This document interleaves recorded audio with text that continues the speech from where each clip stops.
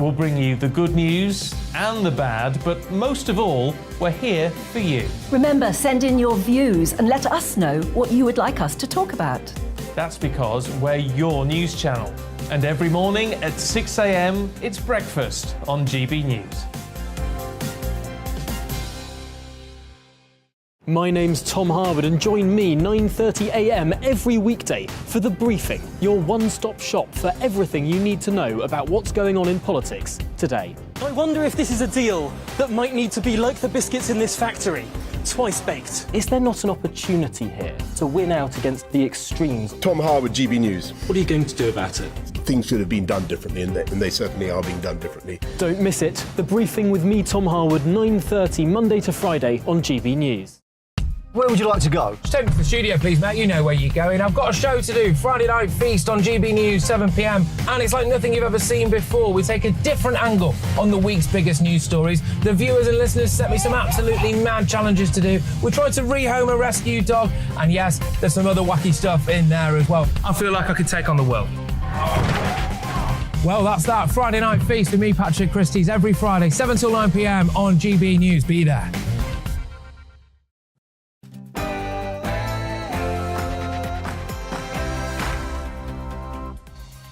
And welcome to a whole new week of On the Money, where we're focused on the UK's cost of living crisis, helping you beat the squeeze. I'm Liam Halligan. For the next hour, we'll be talking about the quality of school meals as spiralling food prices squeeze school caterers, who warn that the quality of meals is falling and will fall more without more government funding. We're talking fuel protests too, with delays on motorways across Britain as some drivers instigate deliberate go-slows to campaign against huge fuel duty. Plus, a little afternoon wine tasting, not French or Italian, but some English red. On the Money, after the GB News headlines with Rosie Wright.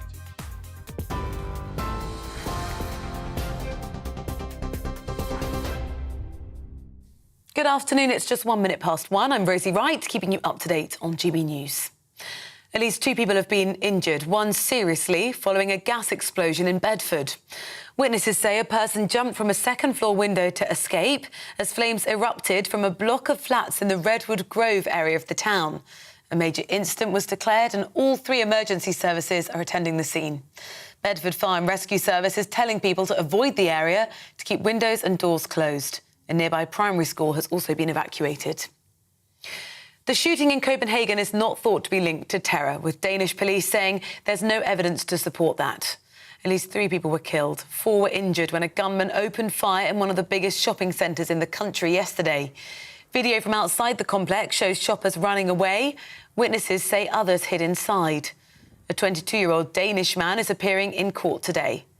Well, Peter Nordsmark's daughter was in the shopping centre when the shooting started. Yeah, it was terrible because she was calling me that there are gunshots in fields, there's a shooting, I'm running out and I heard in the background as he said that, she's two, boom, boom, something like that. I could hear it. The Prime Minister is facing calls to explain what he knew about allegations of inappropriate behaviour involving the MP Chris Pincher before giving him a job. Boris Johnson is alleged to have called him Pincher by name, Pincher by nature, before making him Deputy Chief Tory Whip. Chris Pincher was suspended from the Conservative Party and resigned after claims emerged he groped 2 men last week. Since then, 6 new allegations have emerged, dating back several years, all of which Mr Pincher denies.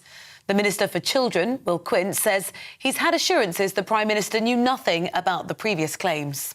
Having heard about the testimony and what's now coming out in the papers over the past few days, I can't believe that anybody, let alone the Prime Minister, in the knowledge of that information, would have appointed Chris Pincher to government, let alone to the position of Deputy Chief Whip. 8 protesters have been arrested on suspicion of committing a public order offence after go-slow motorway demonstrations against high fuel prices. The eastbound carriageway of the River Severn crossing has been closed. Several other slow driving demonstrations have been taking place across the UK today. Well, it's as the price of petrol hit a record high of more than 191.5 pence per litre. Protester Vicky Stampster says she lost her job as a lorry driver because she couldn't afford to fill up.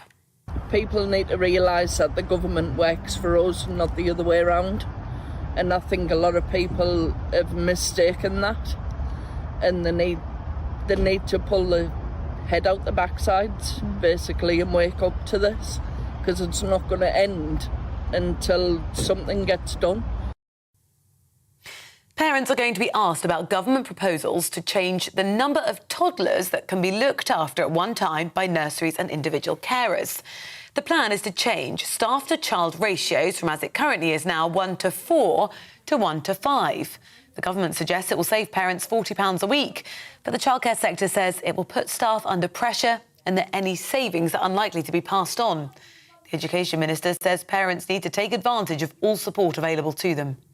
We're going to consult with the sector to look at what works to try and make sure we bear down on the cost at a time when the cost of living is an issue for families. It's only right that I do this, but we're going further. There is about 1.2 million families who are just not claiming their tax-free childcare. The government will pay £2,000, up to £2,000, so 20% of your childcare if you just claim it. Criminal barristers are staging another week of walkouts in a dispute over pay and conditions. Lawyers are gathering around at courts around the country, accusing the government of ignoring issues with the criminal justice system and legal aid funding.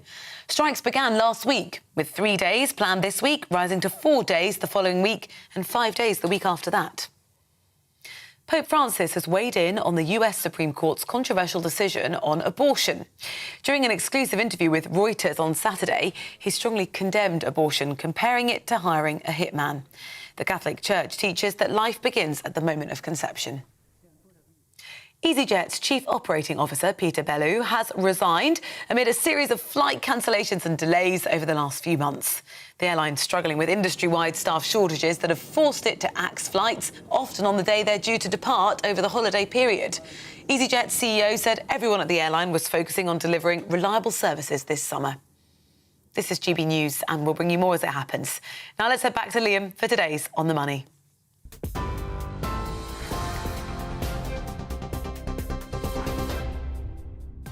Coming up on the money today, we're talking school dinners, which are falling in quality as food prices rise. For many, not least the fifth of all pupils on free school meals, what they eat at school is a vital part of their nutritional intake. So why are school food budgets now falling well behind inflation? We hold a detailed discussion. We're talking fuel protests too, with delays on motorways across Britain as some drivers instigate deliberate go-slows to campaign against high fuel duty. Plus, my In-Depth Money Talks interview today is with James Lambert. He's the head winemaker and managing director of Lime Bay Winery in Devon. James and his team are on a mission to change global perceptions of English still wines with the help of their award-winning Pinot Noir. Don't mind if I do. And as ever, email gbviews@gbnews.uk or tweet @gbnews. I'll read out some of your emails later in the show, so stay with us.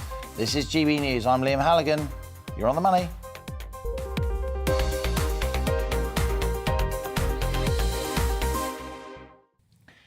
Now, new research reveals that 90% of school caterers are experiencing food shortages, and rising food prices mean certain more expensive foods, including some meats, are now off the school dinners menu entirely. Russia's invasion of Ukraine has sent the cost of fertiliser and energy soaring, leading to knock-on food price rises for food, as shoppers well know, and school caterers aren't immune. Spiralling prices mean the quality of meals is under threat, says LACA. That's an industry body representing food caterers. They say funding for school meals needs to be uprated to reflect food price inflation and ring-fenced by government. Until recently, infant schools received £2.34 for each school meal. In June in England, that funding rose by 7 pence to £2.41 per meal. But that's just a 3% rise per school meal budget, way less than inflation, which is currently 9.1%, as measured by the Consumer Price Index. Some schools are now replacing beef with cheaper meats like gammon. More expensive chicken is being switched for cheaper imported turkey. For some, especially the 1.9 million kids on free school meals, that's around a fifth of all pupils, those school meals are a vital part of their food intake, which means quality reductions could impact their nutrition. And so here's our On the Money question today. Why are school meal budgets rising by less than inflation?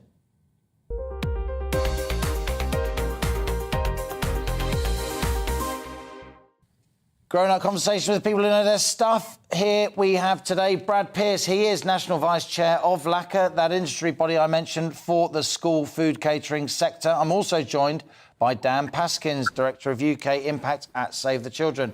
And Nicole Ratcliffe's a mum of two from Manchester.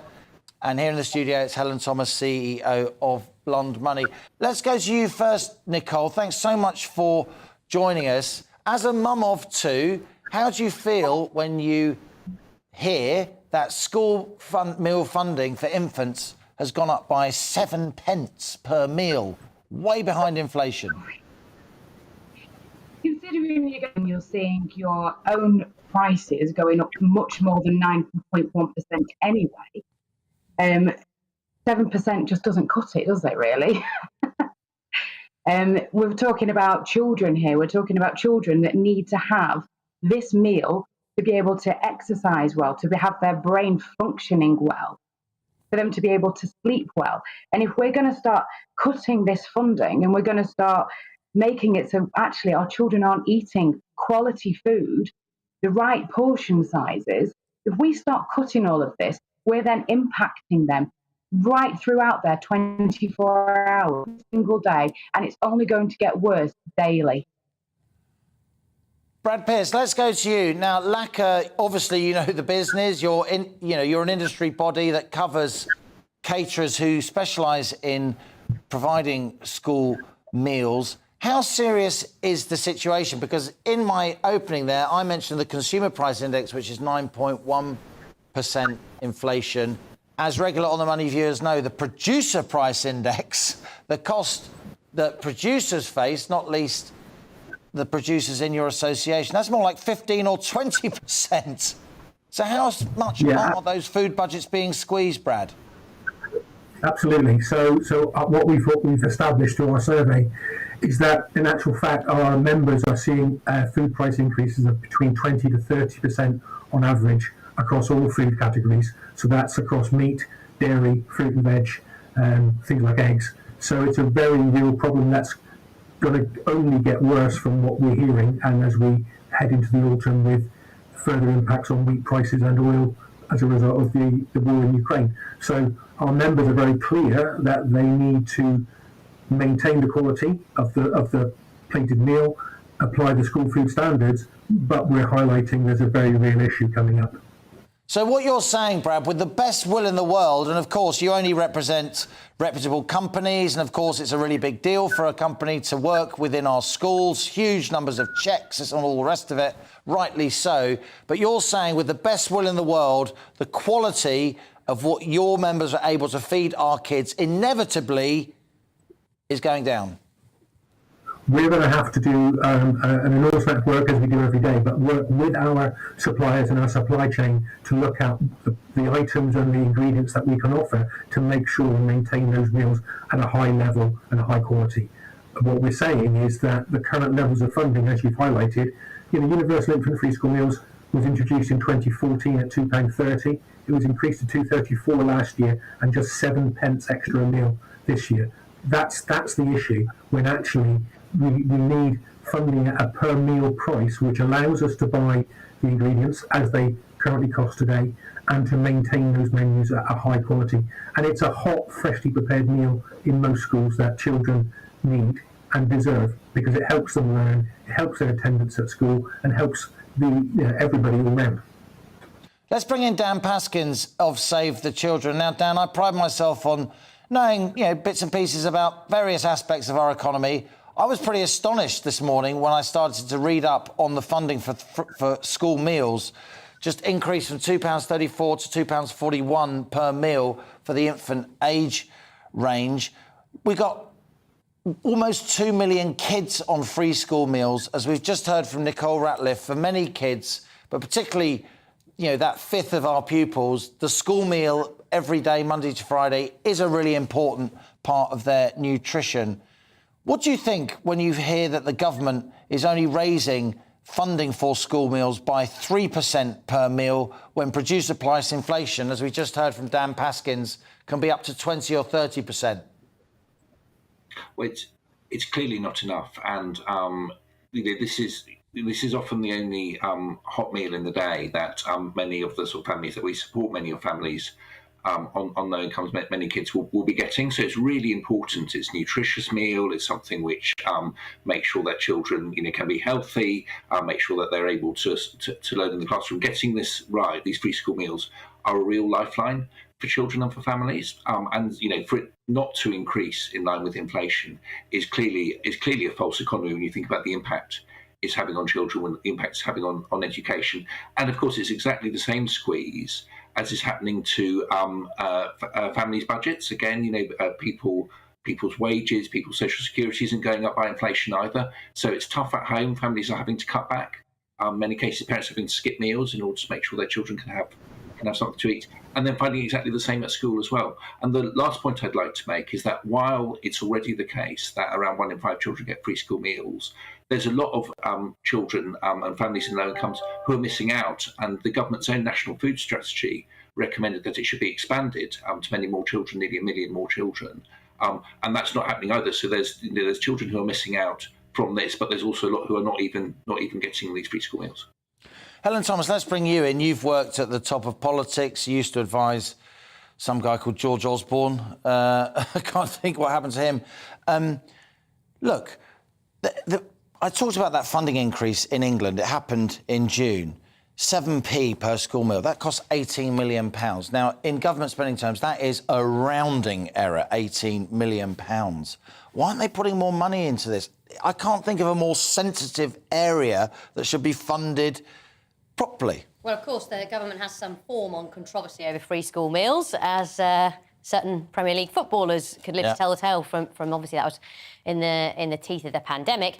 I think what we often talk about here is, the macro economy, the big picture, and the fact is that since the war in Ukraine began, since that hit to fertilisers, as you have covered for a long time here, the pie has shrunk. That means you have to prioritise. So, the question, as ever, is, OK, more money to kids' meals. Should we send less money to Ukraine? Should the defence budget be cut? Should it? Maybe it's a debate. Should it come from the NHS? Or should we actually try and keep pace with all these price rises because they're for very important things and very important reasons, and therefore borrow more money? But at the end of the day, it all does cost more, and it's a question of priority. It is a tough one. We're going to carry on this discussion after the break. We've got Nicole Ratcliffe, a mum of 2 from Manchester. We'll be coming back to her. And indeed, we'll go back to Dan Paskins of Save the Children. And Brad Pearce of LACA is an organisation that actually represents companies that implement school catering plans. This is On the Money with me, Liam Halligan. We will keep this discussion going. And we'll bring in a cabbie from Manchester to talk about those UK-wide fuel protests. Stay with us. You're On the Money.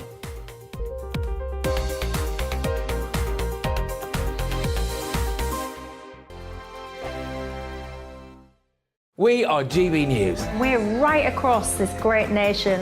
On TV. On radio. On digital. Absolutely everywhere. We don't talk down to you. We embrace all voices with honest and civilised conversation. We are not part of the establishment. We're one of you. And we're only getting started. Join us on GB News, the People's Channel. Britain's news channel.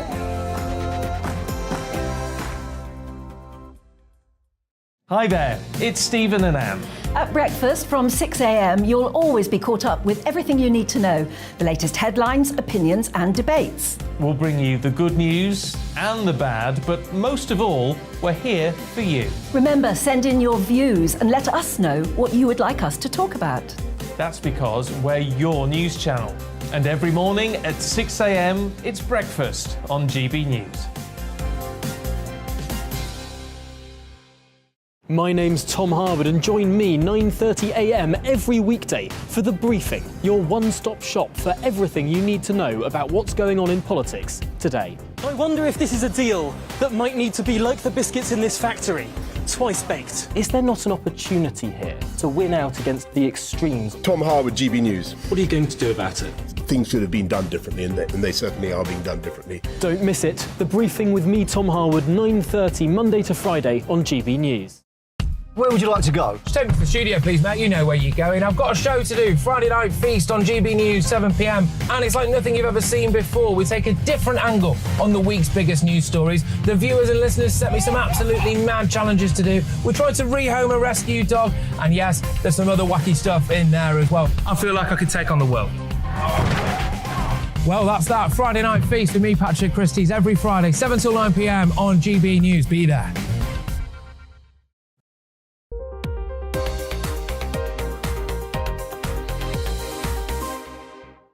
Welcome back, you're on the money. We're discussing school meals after the government increased the funding for school meals for infants by just 7 pence, from £2.34 to £2.41 per meal per day.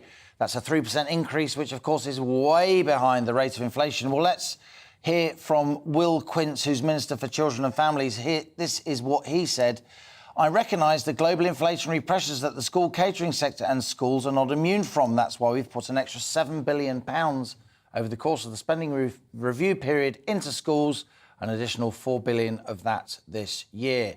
I'll continue to work with the sector and watch this very closely, said Minister Will Quince, because I've got to ensure that children up and down the country are getting a healthy, nutritious meal at lunchtime. Let's go back to Nicole Ratcliffe, mum of two in Manchester. Let's talk about how you've got a job, Nicole. You're a working professional, but I'm sure you talk to lots of other parents, picking kids up, dropping them off, and so on, particularly of small children. Is this a real bone of contention? Is there a sense that our kids aren't getting the nutritional meals that they need at school, particularly those on free school meals? It's not something that's generally being discussed at pickup. We're still at drop-off at the door. And the school that my daughter goes to is actually very, very good at the moment. So I've not noticed any personal changes.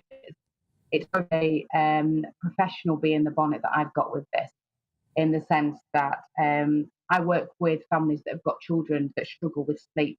And the big issue that we have around our children not getting a good quality meal, if they're not eating well, they're not exercising well. If they're not exercising well, they're not sleeping well. If they're not sleeping well, their brain function isn't working very well. Then you've got the issue of the fact that they need sugar for their brain to function. We then fall into the trap with our children that if they're not functioning well, if they're tired, they're going to start snacking on unhealthy foods just so they can actually get through the day. With more quality, we're talking smaller portions. We're talking about children finding ways to increase their sugar intake, which in turn can end up with overweight children, but they're just trying to function through the day and still not getting good quality meals. Their brain isn't functioning well, so they're not learning properly at school. Everything is tiny, and this is where my issues personally come in from a professional side with the families and the children that I'm working with, the people that I see on a daily basis that are struggling just to get by, just to make ends meet on a day-to-day basis. And we want to turn around and say that these children are not entitled to eat well. Therefore, because they can't eat well, they can't sleep well, and they can't learn well, and they are then becoming deprived of everyday human rights of children. And these are adult choices. These are not our children's choices. Our children are being forced into this, and that is not the right way it should be. Brad Pearce, Brad Pearce, we just heard from Nicole there how, less nutrition at school, how cost pressures have a broad-ranging impact on children and their families. You got £2, your members who are caterers at schools have £2.41 a day to feed an infant at that crucial moment of their physical and cognitive development. How much do you need? How much would be a really good amount of money to feed kids the way that your members want to? Well, we need to understand, of course, the £2.41 for universal infant is the money that comes across for both food and employment of the staff to cook and serve that meal. What we need to look at is, the wider economy. Myself, for Plymouth, we buy food from the region in Devon and Cornwall. We need to look at the supply chain and the jobs that are affected if we stop buying that food, or if we have to stop buying that food. But also, those workers and those families are the people who have children in our schools. We need to see the funding per meal be ring-fenced so that it's spent on school food, but also that it's rising by inflation annually going forward, but we need to catch up for where we are now. So we're really looking somewhere in the region of 270 plus for a meal today. But what we're forecasting, what we're being told by our supply chain is that these costs are going to increase for the foreseeable future. Costs going up, Dan. I guess you guys at Save the Children, you want to see ring-fence budgets for schools as well, don't you? Is there any sign of ministers yielding to that demand when you lobby them? I think, as the minister's statement said, it's clear that this is something that they're, that they're listening to. We've seen this before during the pandemic. At first, there wasn't any action on the sort of free school meals in the, during the holidays, and then there's all the campaigning with Marcus Rashford, and then there was more money for that. So I think, the pressure is really important. Obviously, the government does listen and does respond to these, these sorts of things eventually. I think it's also important to remember that while, there's a lot of talk about the cost and, it's the extra money and this sort of thing, for all the reasons Nicole gave, this is an investment in children's future. And we know it's one of the best investments that any country, any society can make. If children can go to school and they're happy and they're healthy and they're able to learn, they will flourish. And that will be a lot cheaper for everyone in the long run than cutting corners and this sort of thing, thinking only about the money right now and not thinking about it in the long term way that this will benefit all of us. Helen, do you think we'll see ministers bend to this? As Dan just said, they did in the end bend to, protest by Marcus Rashford, intense media coverage of keeping free school meals going during holidays. Certainly that looks like it will have an impact if pressure groups does mount. And that's why I'd encourage Nicole. She shouldn't apologise for her passion. No, absolutely. It's exactly the passion that gets your message across. And what we're talking about here at the moment with government is competing priorities. You've got to get it up the pile and then they can look to address it. Helen Thomas, CEO of Blonde Money. We will return to this subject in a future episode of On the Money. Thanks to my guest, Brad Pearce of LACA, the industry body for the food, school, catering sector, Dan Paskins, Director of UK Impact at Save the Children, and, of course, Nicole Ratcliffe, mum of two from Manchester, an expert in child sleep and nutrition. A very, very important subject, which, as I say, we will return to. Now, drivers could face long delays as slow-moving convoys of traffic protest against high fuel prices along main roads. This morning, seen such demonstrations on the M4 and M5 in Wales and the West Country, as well as in Essex, Shropshire and the M62 in Manchester. Convoys of protesters have been driving slowly on purpose on fast-moving roads in a call for fuel duty to be slashed as petrol and diesel prices soar. Well, someone we talk to from time to time about fuel prices is John Constantine, Manchester's only fully qualified green badge tour guide and taxi driver. John, great to have you with us. And I'm still, of course, with Helen Thomas, CEO of Blonde Money. John, good to see you. Lots of Manchester faces on the show this morning, as is only fit. Diesel prices, £2 a litre. I mean, how high can it go? You just don't know, do you, Liam? It's going so high. It's making the job very, very difficult. I obviously have the electric taxi, but electric prices have doubled as well, and also petrol prices have doubled. There seems to be no end, and the only thing drivers can do is protest in any way that they can, and the slow driving is hopefully bringing awareness to anyone that can help us. What's the mood among the cabbie community up there in the capital of the north? Is there a sense that the protesters are doing the right thing today? Is this the way to try and get fuel duty cut? It's a peaceful protest and sort of most drivers will be for it, but we're stuck because our prices for the fares that we pick up are regulated by the council, and the council have not been able yet to give us any increase in our fares to take account of the huge rise in the fuel costs. What do you think of this, Helen? I mean, again, it's just like the school meals. It's a very, very important issue, a very high-profile issue. More pressure piled on the government, a different form of protest. Yeah, I was just thinking there, though, that I can well imagine if this continues, and I envisage it will, because I don't think this war is going to be over anytime soon, you'll get go slow deliberately because people can't afford to drive quickly. I mean, they'll ration themselves, and they may well ration themselves off the road entirely and try and use other forms of transport. We're already hearing about that. I mean, to an economist like us, you know, this is one of those equilibrating forces in action where supply and demand, you know, get back into sync. But it's incredibly painful process to get there. And so, you know, I fear we will be hearing more from John on this. John Constantine, as one driver to another, it strikes me, and I look quite closely, that whenever oil prices go up, we see petrol and diesel prices go up instantly. But then when oil prices come down, as they have been lately, we don't see anything happen. It's like a ratchet.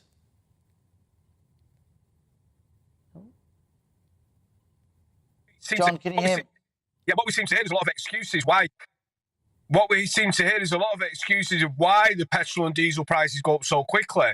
But like you, exactly as you say earlier, why do they not come down as quickly as well? So where do you think this is going to end? Do you think, John, you've been watching government for a long time. You follow the news very closely, I know. Do you think the government will yield on this?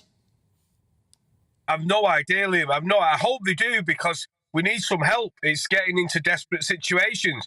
You know, people won't travel. People can't afford to fill up the cars. And obviously for us working with the taxis, it's just so expensive. It's really, really expensive. And that has a knock-on effect on everything else, you know, so we're in desperate times at the moment. John, great to have you join us from your supercharged luxury cab with a massive sunroof. I will come and ride in it one day. And Helen Thomas, indeed, CEO of Blonde Money. Great to have you with us. This is On the Money with me, Liam Halligan. Coming up, today's Money Talks interview is with James Lambert. He's Managing Director of Lime Bay Winery. Founded over a quarter of a century ago, this Devon-based winery is now the UK's largest producer of red. Yes, red. Pinot Noir. So stay tuned to watch me sample the good stuff. But first, it's after the GB News headlines with Rosie Wright.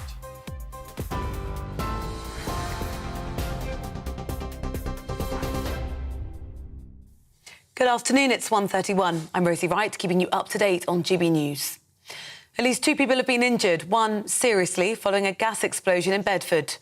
Witnesses say a person jumped from a second-floor window to escape as flames erupted from a block of flats in the Redwood Grove area of the town. A major incident was declared as all 3 emergency services attended the scene. Danish police say there's no indication the deadly shooting in Copenhagen yesterday was an act of terror. At least 3 people were killed and 4 were critically injured when a gunman opened fire in one of the biggest shopping centres in the country. A 22-year-old Danish man is appearing in court.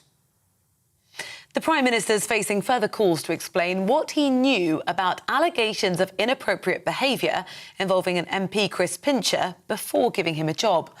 Boris Johnson is alleged to have called him Pincher by name, Pincher by nature, before making him Deputy Chief Whip of the Conservative Party. Well, the MP resigned last week as Deputy Chief Whip and was suspended from the Conservative Party for allegedly groping 2 men. 6 new allegations have come to light since, all of which Mr Pincher denies. EasyJet's Chief Operating Officer, Peter Bellew, has resigned amid a series of flight cancellations and delays over the last few weeks. Many flights axed were on the day they were due to depart. The airline sector as a whole has been struggling with staff shortages post-COVID. EasyJet's CEO said everyone at the airline was focused on delivering reliable services this summer. 8 protesters have been arrested after go-slow motorway demonstrations against high fuel prices. The eastbound carriageway of the River Severn crossing has been closed. Several other slow-driving demonstrations have been taking place across the UK today. It's as the price of petrol hit a record high of more than 191.5 pence per litre. TV, online and DAB+ radio, this is GB News.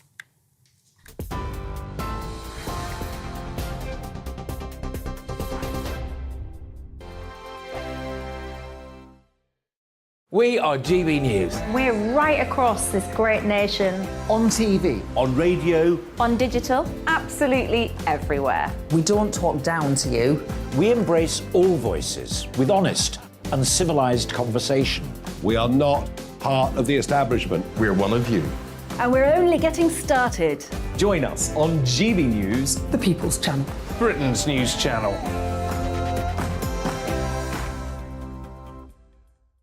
Hi there, it's Stephen and Anne. At breakfast from 6 a.m, you'll always be caught up with everything you need to know, the latest headlines, opinions and debates. We'll bring you the good news and the bad, but most of all, we're here for you. Remember, send in your views and let us know what you would like us to talk about. That's because we're your news channel. And every morning at 6 a.m, it's breakfast on GB News. My name's Tom Harwood and join me 9:30 a.m. every weekday for The Briefing, your one-stop shop for everything you need to know about what's going on in politics today. I wonder if this is a deal that might need to be like the biscuits in this factory, twice baked. Is there not an opportunity here to win out against the extremes? Tom Harwood, GB News. What are you going to do about it? Things should have been done differently, and they certainly are being done differently. Don't miss it. The Briefing with me, Tom Harwood, 9:30 Monday to Friday on GB News. Where would you like to go? Just take me to the studio, please, mate. You know where you're going. I've got a show to do. Friday Night Feast on GB News, 7 p.m. And it's like nothing you've ever seen before. We take a different angle on the week's biggest news stories. The viewers and listeners set me some absolutely mad challenges to do. We tried to rehome a rescue dog. And yes, there's some other wacky stuff in there as well. I feel like I could take on the world. Well, that's that. Friday Night Feast with me, Patrick Christie's, every Friday, 7 till 9 p.m. on GB News. Be there.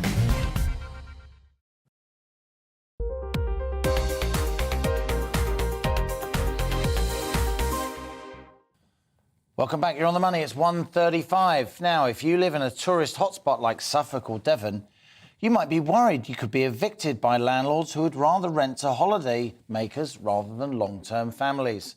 And for some, it might be impossible to afford to buy because prices of houses have been driven up by people with deep pockets looking to buy, owning second homes in attractive areas.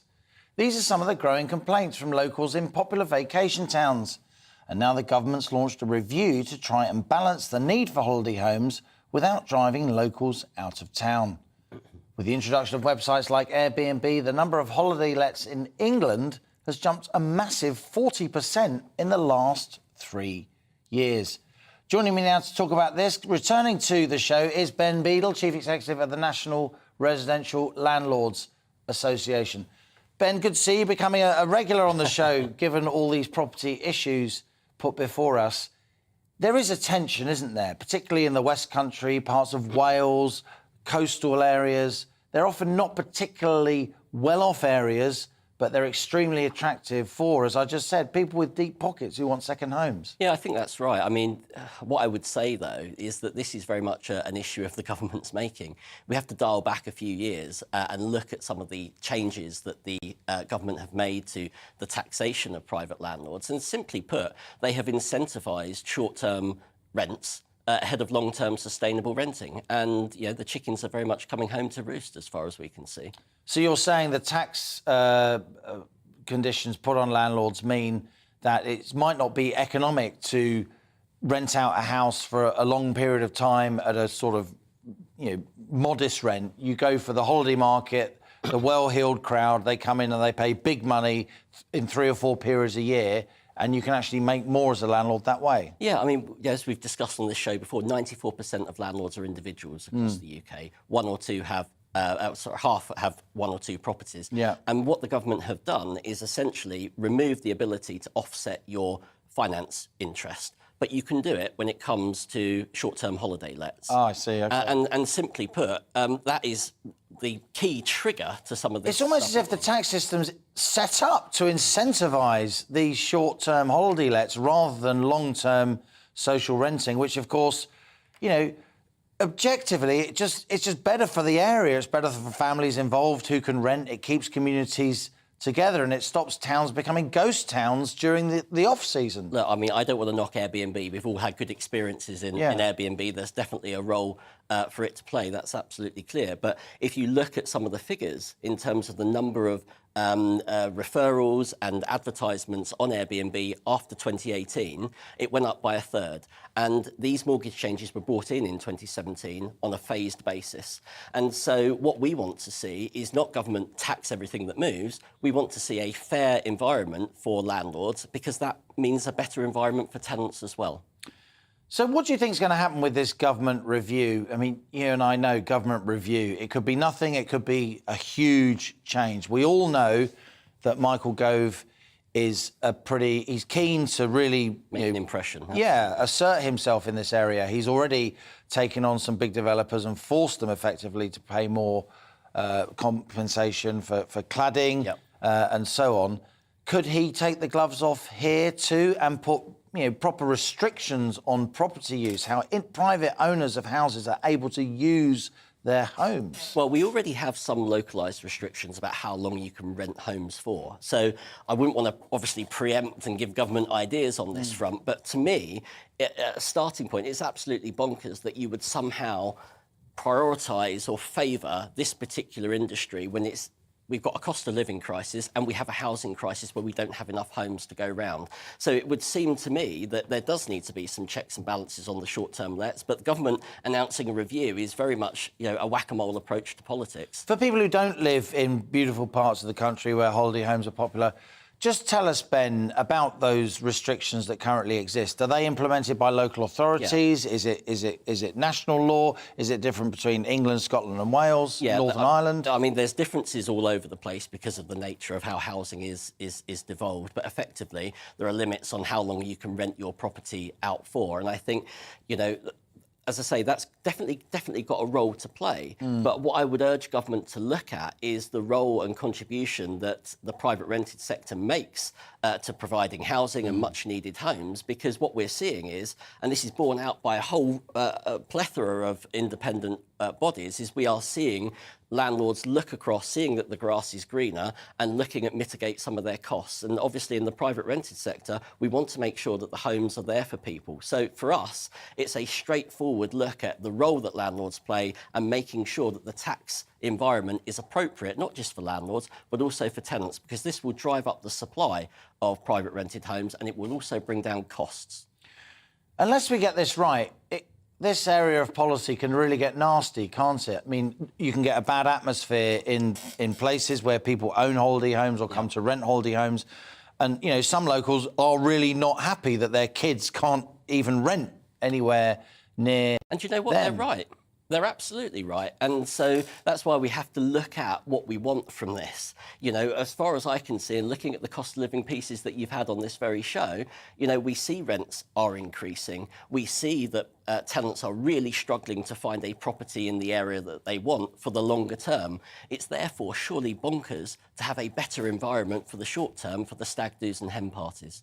We will see what that government review comes up with. And in the meantime, Ben Beadle, you are Chief Executive of the National Residential Landlords Association. Good to have you here on the show as ever. And now for some good news.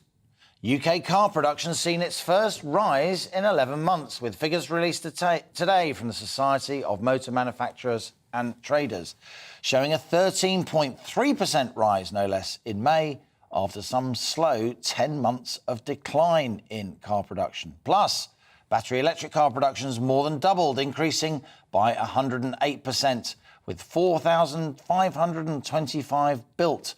But the UK automotive industry still calls for urgent action amid some of the highest electricity costs in Europe, with the sector spending some £50 million more per year on energy than its EU counterparts, all while having to make costly investments into electric cars to fulfil those zero emissions targets, and indeed that ban on new petrol and diesel car sales in 2030.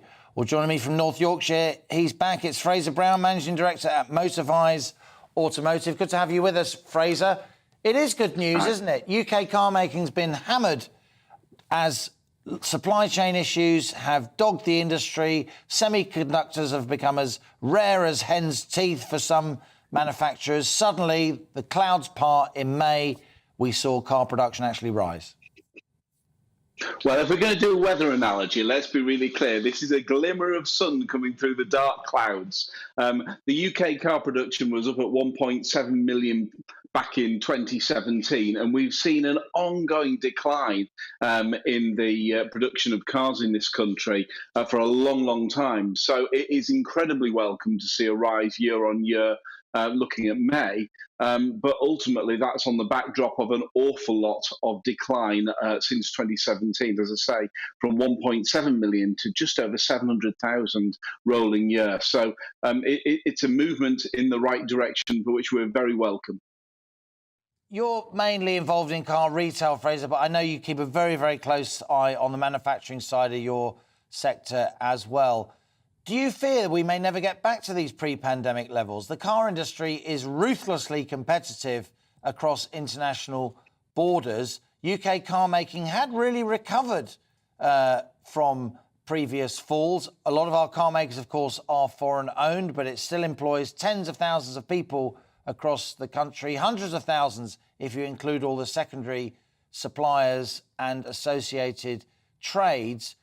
Are you concerned, given how far we've fallen in terms of the numbers of cars rolling off our production lines?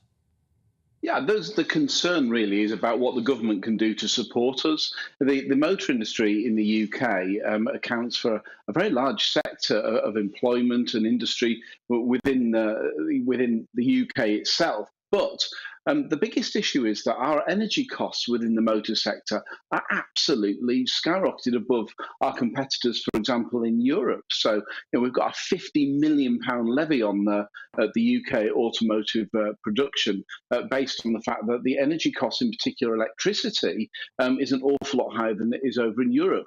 If we take a domestic household electricity bill and look at what that's made up of, it's made up of a whole range of things. It's not just the cost of the electricity and the transmission of that electricity to your homes. It also includes a lot of other levies, and those levies for green energy and lots of other pieces of things that we put as costs into the electricity bills, they are not charged to the industries in other countries.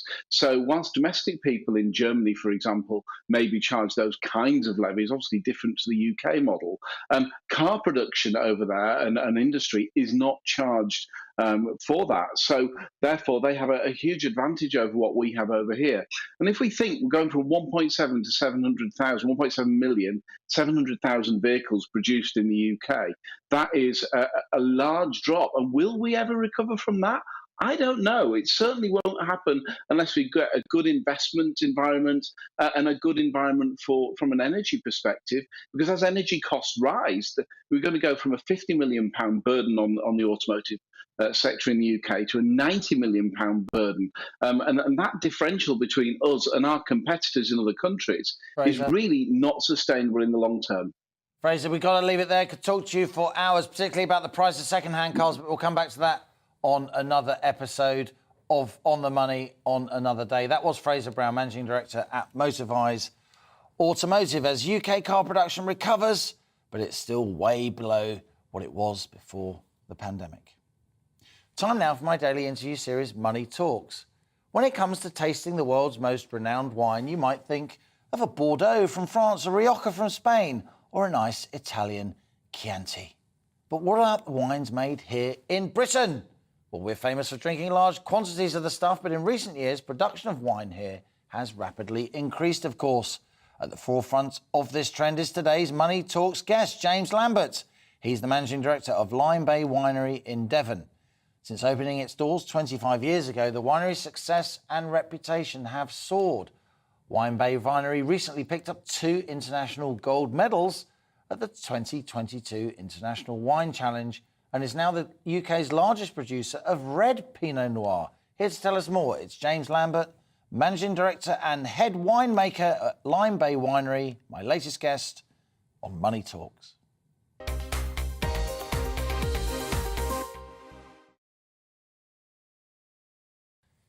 James, you're going to have to excuse my ignorance. I do like wine. An English red. Yes. I've drank lots of English white wine, lots of sparkling wine. Never an English red. This is a first for me, and it looks and smells absolutely fantastic. How long have you been making red wine, and how common is it to make red wines here with grapes grown in Britain? I think it's going to become more common. I think it is definitely growing. I mean, there's been red wine made in England before, a little bit from Pinot Noir, a little bit from other varietals like Rondo and Dunkelfelder and Dornfelder. But, you know, I think from the consumer's perspective, those grape varieties aren't so well known. So I think focusing on Pinot Noir is something I think we'll see more and more in this country. Well, should we go for it? We've checked the Ofcom rules. We are allowed to drink a little bit of alcohol on air during the daytime. Cheers. Yes. All the best to you. So,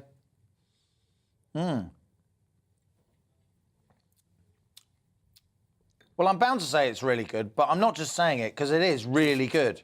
Thank you. I would not, you know, if I was served that in a restaurant and I'd paid 30 quid for that in a restaurant, that'd be good. That'd be fine. Thank you.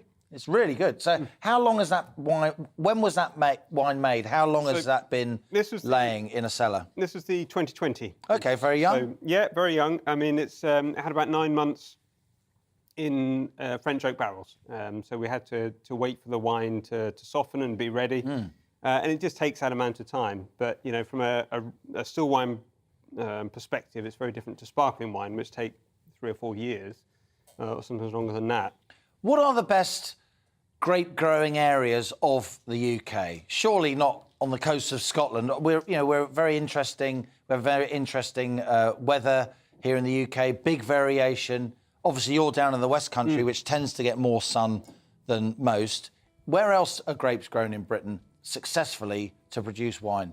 Well, there's an awful lot of vineyards now over the whole of the UK, and we as a business, we don't actually own a vineyard. So we're based in Devon, but we source our grapes from all over the country, depending on what grapes we want for what particular wines. But the vineyard situation in the UK is a huge success story. In the last 5 years alone, the acreage under vine has increased by about 70%. We're about 9,000 acres now in the whole of the UK, predominantly around the south, the southern counties. Yeah. I know there's some in Essex and obviously in the West Country, and I think Hampshire as well grows some grapes. Hampshire, Sussex, Kent, Essex. Yeah. I mean, most counties now you will find vineyards. I mean, it's been hugely successful. I've got to ask you, James, do the French make fun of us? Because you guys are winning international awards now. There's a vineyard near to me, which I'll mention, Saffron Grange. I live in North Essex. Makes very nice sparkling wine. They're winning awards as well. I mean, they don't just give away these international awards, do they? Absolutely not. And I think it's sight unseen. People don't, you know, it's a scientific judgment is made. I mean, what do the French think of us? What do the Italians think of us? English cuisine used to be a joke. Now it isn't. English wine used to be a joke, but not now. I think the more we win these international awards, it's the international awards. I think we've got to move away from this whole notion that, hey, this is a good wine for an English wine. I think you've got to get past that. And inherently in this country, it's quite expensive to grow grapes. It's quite expensive from a labour perspective, but all the grapes tend to be hand-picked. We're a marginal climate, so we can't thrash massive yields from vineyards and machine harvest it. So all those things kind of come together, and the wines, the resulting cost of making those wines are relatively high. So I think as a producer, you've got to accept that and aim to make a wine of a standard that matches that price point. And I think more and more the industry is doing that. And as a result, I think these other nations are starting to take us more seriously. And the international awards help with that. I should say for GB News listeners, those joining us on the radio, it's a very full-bodied, it's wine, it's a beautiful colour. It looks to me, and it sort of feels more like a kind of Rioja. It's not a light red wine at all. No. And I thought it would be. I mean, it's amazing that we can do that, really not with as much sun as they're getting, obviously, in Italy or Spain, the European countries that have those really beautiful Barolas and Riojas and full-blooded red wines. I think there are pockets of land now in the UK, and we're starting to find that more and more, where the conditions are absolutely perfect for making high-quality still wines. The grapes for this particular wine come from Essex, so your neck of the woods, all in and around the River Crouch. We've got about 5 vineyards where the grapes came from for this particular wine. But that area is quite special. The soil's quite special, but you get the second most sun in the whole of the country as a county. You're getting under 600 mils of rain as a county as well. So You don't want too much rain, do you? You don't want too much rain at all, and we're fighting that. We're not seeing any Irish wines then, he says, as not yet, no. honorary Irishman. And there are some wines made in the West Country. Oh, you're right. Some wines made in the West. As you know, there's more rain in the West Country as well. But you know, you can make a different style of wine. But I think we'd struggle yet to make this kind of style of wine where we are in the southwest. So, what's the future for English wine? I mean, from joke status to winning international awards, it's still quite niche, despite, you know, you're obviously a very successful company and there are many others that we could mention. You know, we're employing, I guess, in this sector, hundreds, thousands even of people across the country. But what could English wine be? How big could this get? Well, I think the last 5 years, we've averaged about 10 million bottles as a production. And only 3 or 4 years ago, we were selling about 3 to 4 million. So there's a bit of a deficit. In the last 2 years, that's significantly changed. So last year, we sold 9 million bottles. The year before that, 7 million bottles. So the trajectory is becoming larger and larger. We're exporting to 30 different nations now as a wine-producing country, predominantly in Scandinavia, but also in the likes of Japan, the USA. So I think the more we're starting to find the right areas where you can plant the right grapes to make the right wines, those wines will be recognised for their quality more and more on an international basis. Well, let's end this interview, this latest Money Talks, with a little chink and a little cheers. James Lambert of the Lime Bay Winery, really good to see you on the show, and I don't mind if I do. Really good. Wow.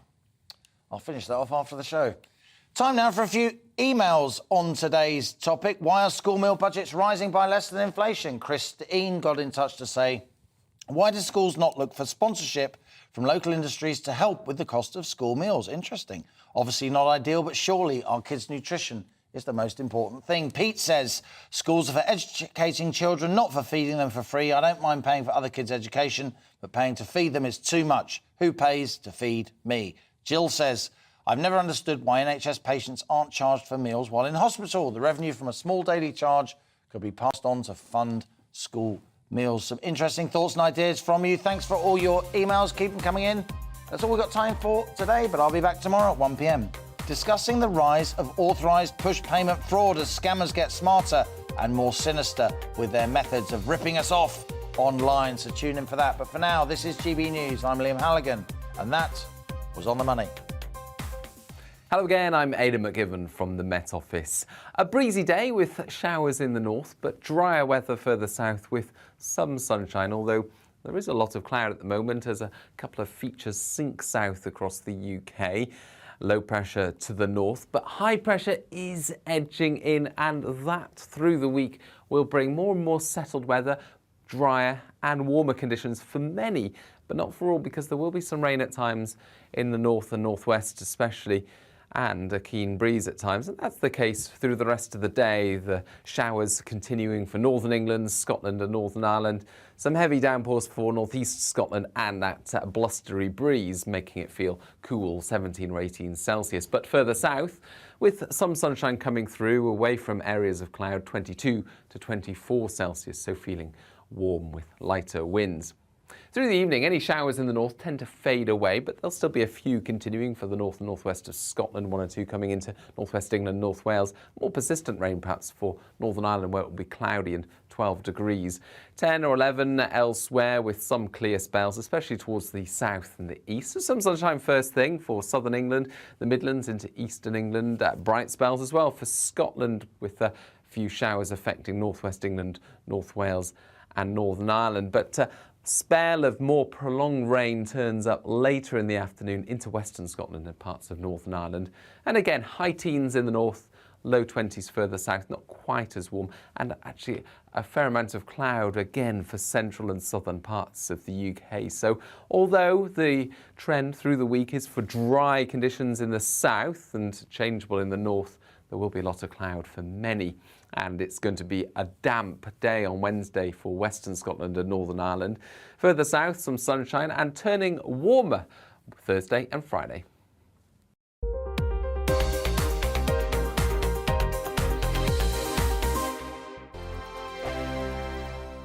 We are GB News. We're right across this great nation.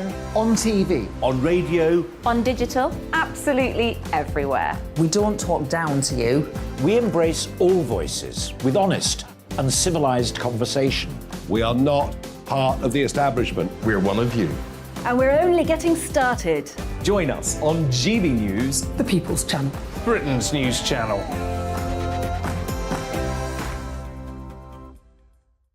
Hi there, it's Stephen and Anne. At breakfast from 6 a.m, you'll always be caught up with everything you need to know. The latest headlines.